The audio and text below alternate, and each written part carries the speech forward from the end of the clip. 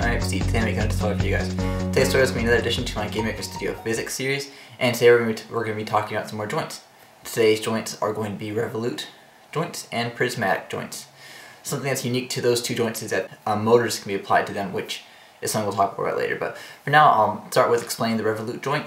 Alright, so whenever you have a revolute joint, you have the two objects involved in the joint, and those two objects are always overlapping. Whenever you have a revolute joint, they're overlapping. So if you think of, like, maybe this group of fingers is one object and this group of fingers is another object, then they have to be overlapping like this. And they have an axis of rotation, or a hinge point. And we're gonna say the hinge point is maybe like right here or so. So that point will always stay stuck together, and then the rest can rotate. So that's what a revolute joint is. They're stuck together like that, but they can rotate. But you can set limits to the rotation. So maybe you can say this is the farthest it can rotate in that direction, and then this direction is farthest, and this is the farthest it can rotate in that direction. So at any point in time, it can't go any further than that. And then another thing, like I said earlier, you can apply motors to revolute and prismatic joints. So a motor for this one would look like this. You could say always go in this direction. Of course, you can force it down, but then there will always be a force trying to rotate it like that. Alright? So you can work against the motor, but the motor will always be consistently moving in that direction. So that's how the motor would operate in that situation. So now let's talk about prismatic joints. Prismatic joints are a little bit complicated, actually. It took a little while for me to grasp them. Basically, the way GameMaker Studio explains it is where you have prismatic joints, which you control how far it can rotate, or rotationally, I guess. With prismatic, it's direction, so in what direction it can go and how far it can go in that direction. So if you have two objects like this, and your direction is horizontal, then they can move like that. If the direction is vertical, they can move like that. Vertical, or they don't have to be in the same line, they can go like that, I guess. It can also have some weird lines, because you'd find it by a vector, which I'll talk about in the tutorial, but it can also go like that. So with I guess that's y equals negative x from your angle, or they're just sort of on the same directional axis, I guess you could say. I find it confusing, and it gets even worse when you think about they can't rotate relative to each other, but they can rotate in the room. So even if they're both on a vertical axis, it's not necessarily vertical, because they could shift like that and then like that. It's confusing. Hopefully it'll make more sense in the tutorial. So that's everything we're going to talk about today. With that, let's go and get started, shall we? Alright then, so let's get started. So as in previous tutorials, I would like to add a few things, or change one thing in particular actually, before we get started. So I'm going to the physics tab in the room, and what we want to do is we want to set gravity to 0, because revolute and prismatic joints are difficult enough to explain without gravity, so I don't want gravity in addition messing with it, because the forces will affect the rotation and that kind of stuff, and I want to be the only person affecting the rotation, not gravity. So therefore we turn gravity off. Alright, so let's go and create our first object, obj joint revolute. There we go. And we can go ahead in our creation event and set this up. Alright, so I'm going to do two squares. So I'm going to say square 1 is equal to instance create xy obj square. My bad. Copy it and make it square 2. Alright. And we want this to be positioned at plus 64. That'll be down and to the right of the first one, and they'll be overlapping, so that way we can have the hinge joint thing. Okay. So now, in order to make this less confusing, we're going to make it look cleaner. I want them to have the same rotation, the same standard rotation. So I'm going to set phi rotation for both of them equal to 0. This will override the randomization of both of them, because the randomization of the angle would happen up here, but now we're setting it back to 0 after the randomization. And square 2, and that would be square 1. Alright then, so now we're going to go and create our revolute joint, physics joint revolute create. Okay, our two instances, square 1 and square 2. Square 1 and square 2. World anchor. This is the spot where we're going to have the two sticking together. Sometimes called a hinge, where this is going to remain consistent among the two, or relative between the two, and they're going to rotate around this hinge. All right. So I'm going to do the x plus 32, y plus 32. So about halfway between the two, because you can see how I set it up like that.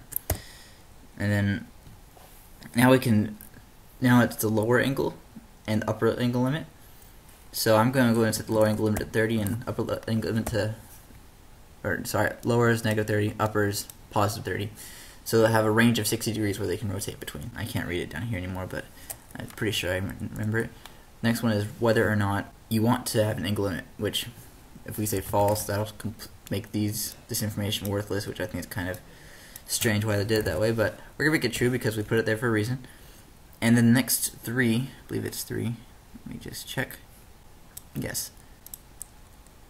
I'll organize this a little bit. Let's see. Lines. This is our standard stuff. This is going to deal with angle limits.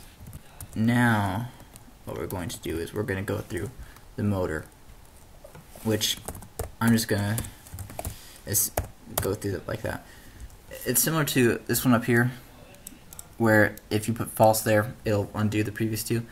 This one is the force behind the motor, or the torque, maximum torque of the motor, and this one is the constant speed of the motor, or the motor speed.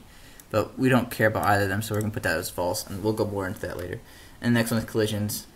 Well, they're all always overlapping, so if we enable collisions, they're going to go insane. So we're going to say false. Another thing, I don't logically understand why they did that. I bet you they have a constructor which all these joint functions share, but that's something you learn in Java if you're interested. It's just a way to make things more efficient, but yeah, get little annoying ticks like this. Alright, so now we're going to go and add it to our room. Okay, and let's test it out. And we have our first error. Square 2.5 rotation equals 0, get square 2 square. Okay, square error. That's not how you spell square. Always remain calm.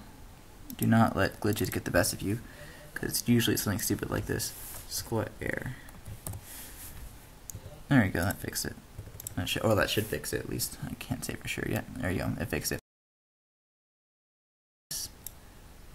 Okay, there you go. You can see them rotating now. So, as you can see, they're not rotating any farther. Alright, so yet again, the recorder is cut me off, and me, future self, needs to come back and pick up the pieces. So if you didn't see on previous tutorial where I was cut off, what happened is the recorder didn't work, and now I have to come back with the completed version of the game, because I don't have that old version anymore. So this is the completed version, and I'm going to show you what I was trying to say way back 2 weeks ago or something like that. So there'll be a few things here that you don't recognize, but it shouldn't make too much of a difference. So, alright, so we have our revolute joint right here, all set up nicely. Now let's go and test it out. Let's see what happens. Alright, so here we have it. What I was trying to get at before I was rudely interrupted by the recorder is that they can rotate like that. And notice there's maximum rotation. So if I try to rotate it like this way, it will not rotate any further, at least relative to each other. It'll stop. There's like a wall in the rotation. So there you go, you can see I can't rotate any further than that. And the same applies to the other direction. It's 30 degrees in both directions, total of 60 degrees of freedom. Okay, now let's mess with motors. So we're going to set this to true. Then the power of the motor, or the force, or the torque, whatever you want to call it, is 1. We're going to set it to 1, we're fairly weak. And we're going to have it move with the speed of 2. Okay? So now it'll automatically try to start rotating itself. So there you can see it rotating on its own, and it stops, because our angle limits still apply even if we have a motor. If we were to turn the angle limits off, it would start rotating in circles, nothing to stop it. So I still have power. I can work against the motor and try and pull it back, but then eventually the motor will try and fix itself, no matter what. We can take a quick look at what it'll be like if we turn these angle limits off, and you can see how it'll rotate. Alright, so there you go, it's rotating, and still rotating, and it'll just keep rotating like that. Either way, that's what this is, and take a moment to appreciate how little effort we had to put in for this. There's so much math going on here. That they have that hinge point which is remaining constant all the time. Their rotating at the right speed, their angles are working all fine, and we had to do almost nothing for it. So that's part of the, just again, what's neat about this physics engine. Okay, so that's all that was cut out. I will leave it to the previous self to finish up the tutorial. Talk to you guys later. And now let's go and get started with our prismatic joint. This one, as I said in the intro, was the most annoying thing ever. It took me forever to figure it out. But don't let that scare you. We'll work through it together. OBJ joint prismatic. Go in the creation event, and we're actually just something a little different. Usually I create two objects in the creation event and have those be the interaction, but in this case I'm only going to create one, and the other object is going to be this one. So the reason I'm doing it is because I want this to be static, so that way you can see how it works without them all rotating around each other. Let me just make sure it looks right. Oh, need a sprite. Let's make a sprite. Looks pretty good. Alright. Now we can drag in the code and get started. So, the other thing we're going to make is a triangle, and I'm going to set that equal to a new triangle instance create xy obj triangle. Actually, I don't really want to create xy, do I? Let's make it y plus 300.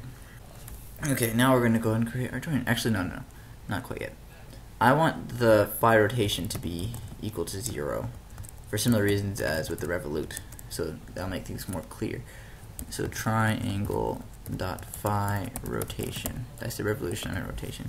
So that equals 0. Now we're going to create our prismatic joint. So physics joint create prismatic. Okay, it's prismatic. Then create prismatic create. There we go. There we go. Only took a few tries. I'll go and organize this in sections just like I did the previous one. So our two instances. Well, there's the triangle, and there's us, self. We're the other object interacting with it. That's why I set all this stuff up over here. Okay, world anchor. I could not find any significance in world anchor at all. I even made it be set randomly in the room one time, and it didn't seem to make any difference. So I'm going to set it 64 so we can see where it is. It's probably just a reference point for debugging. I'm not really sure. Okay, well, that was easy enough. That's world anchor. And then next, what did it say next? World axis X, world axis Y. Oh yes, I remember now. Okay, this is standard stuff. And this is going to be setting up the vector. Setting up vector. Okay, little bit of information on vectors. Vectors, they can get really complicated, but this is fairly basic interpretation of vectors. Vectors are, for our sake here, we only care about vectors as they represent a direction. If I have the vector 1, 0, that means it'll move 1 in the x and 0 in the y. So that would have an angle of 0, right? I should have visual stuff on the screen to show you. And then, let's see, and then you have a 0, 1. That's 0 in the x, 1 in the y. If you look at that visually, that's an angle of 90. So then you can do any combination. If I do, let's see, 2 to the left, 2 up, that is angle of 45. So we can use numbers to we can use two numbers to represent an angle is basically the idea. So we're going to start with 1, 0, which will be an angle of 0. So that's the direction where it can move. It can move horizontally, either left or right, because it can also go in the negative direction. So -1 and 1 don't make any difference because they can go opposite as well. Alright, so now we have a direction they can go opposite each other. And let's see, what's the next one? I'm cheating a little bit here. Lower translation limit, upper translation limit. 0, 1,000, 1,000. I don't want to worry about that right now. I'll talk more about it later. Translation limits. And this is just like the Revolute where it's a little bit silly. They give you a true-false thing to say whether or not you want to use translation limits after you've set up the stuff for the translation limit. I don't quite get it. But we don't really care, so we're going to set it to false. So this doesn't really matter anymore. Next 3 are motor, if I remember correctly. So just like earlier, I'm going to ignore that for now. So this is motor. And now the last one is whether we want collisions or not. Let's see, what should we do for this one? Collisions. Let's make it false just to keep from further complicating things. Okay, so we have 2 objects. and they will be their direction is horizontal according to this vector. That's basically all the information we're giving it right now. So we're going to go in here, and I'm going to delete that, and I'm going to add our new thing up there. I make a typo on triangle every single time. Maybe I should just call it try or something like that. I think this is like the 5th time in this tutorial series I've misspelled triangle. There we go. Okay, let's try this again. There we go. Okay, so we still have our debugging working, so here's our debugging. So up here on the left, up left, you can, that's the anchor point, has a connection to the triangle and the square. It doesn't draw a connection to the square because the square is static, so it's the computer saying to himself, it's not worth drawing a line there because I'm not going to have to worry about it anyway. It's just going to stay there. Alright, so remember the direction horizontal? Therefore our triangle can only move horizontally, not vertically. You can try to move vertically all day, it's not going to move vertically. So that's that. And before I forget, I set up a little code to help it make more sense. I'm just going to copy and paste it in here. This will happen in addition to our debug. Oh boy, I just copy paste this from TextPad, from Notepad, and it doesn't seem to translate very well. Let me just fix this up a little bit. Alright, what this will basically do is it'll draw lines. It'll draw 2 lines that will represent our axis, and that square I want to be self. That's basically what it's doing, and this variable is whether I want to use the square or the self for O, because right now we're using self, but we're going to use the square later. Okay, so now I showed you how it works with the horizontal. Let's see how it works with vertical. Wrong number of arguments in function or script. Okay, that looks good. What about over here? Extra parenthesis. Extra parenthesis there too. Now that should be fixed. That should fix things up a little bit. And that's bad. What's wrong now? Oh, I didn't even describe data. Okay.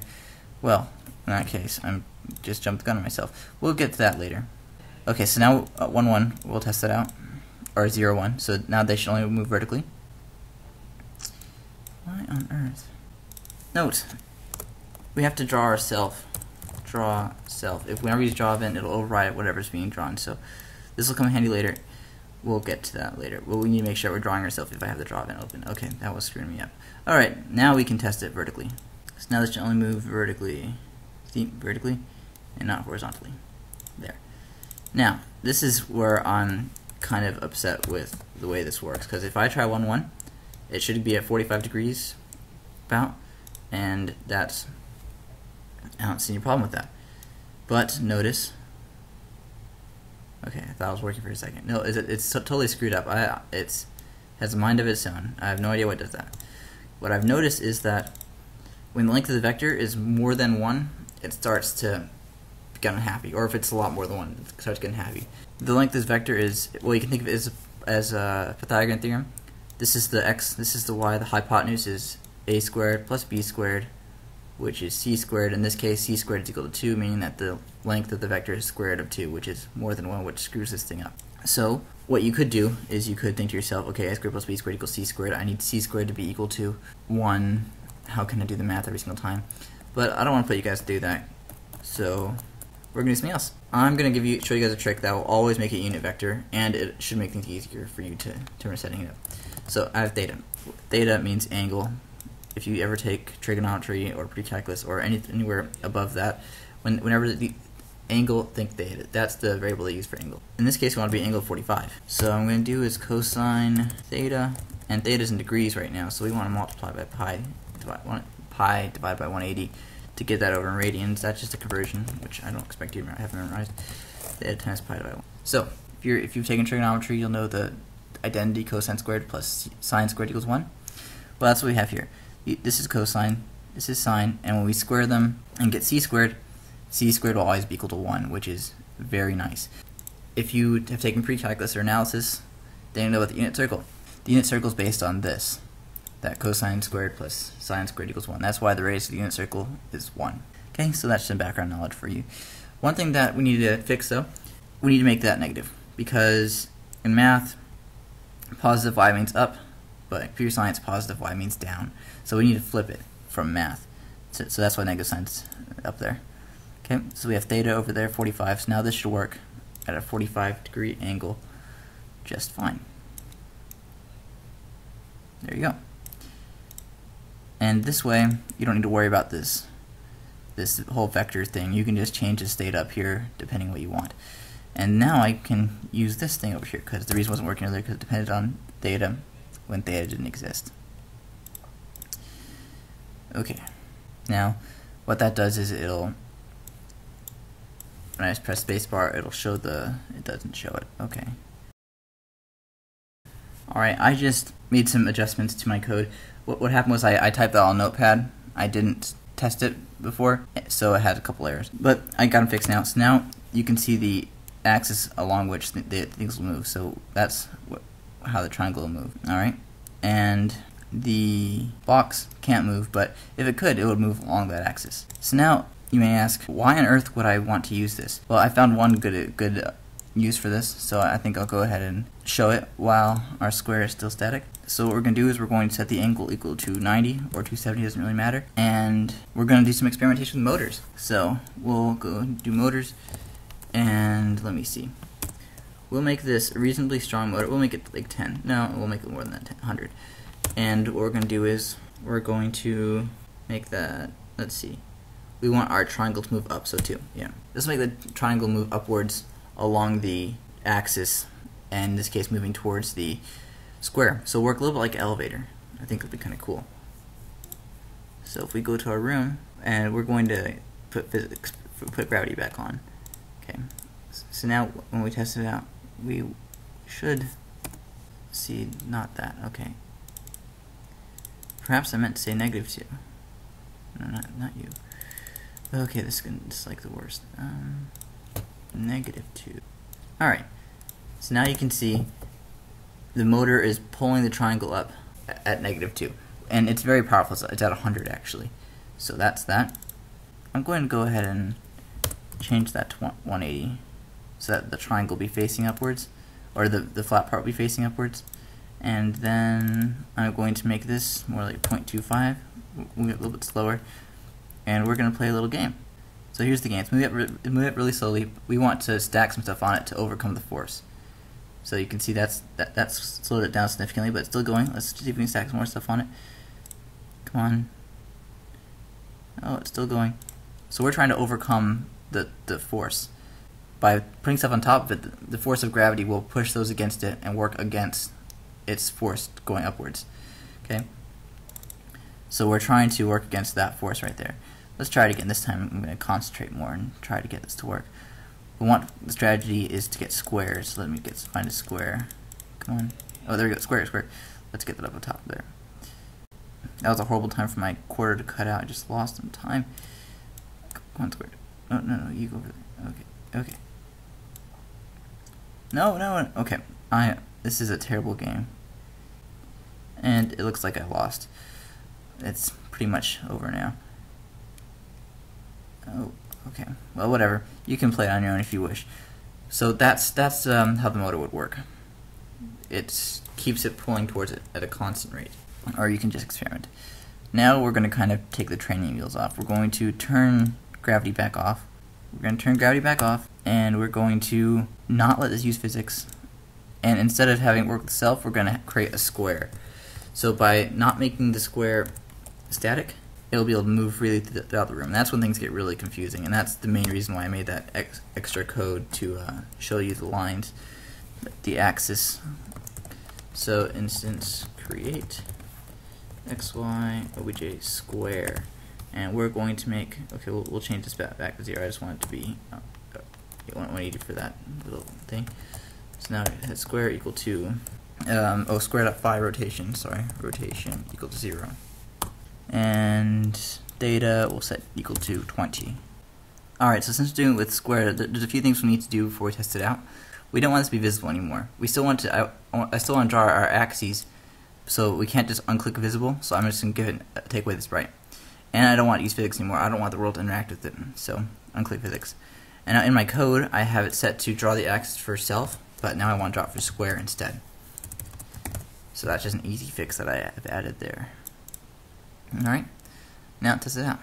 Okay, so the axis rotates. Relative to each other it remains the same, but it'll rotate relative to the world, which Without, especially, it looks really confusing. It doesn't seem like there's any order at all.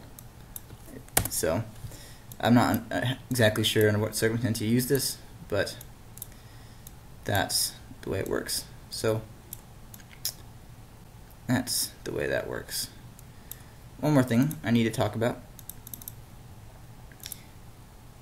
So, this translation limits. This is how far they can physically be from each other. So, we're going to make this true.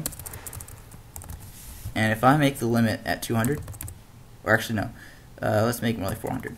So at the least they're 300 away from each other because that's the way I have it set up. But with 400 they have to be pretty close to each other. So we'll see how that goes.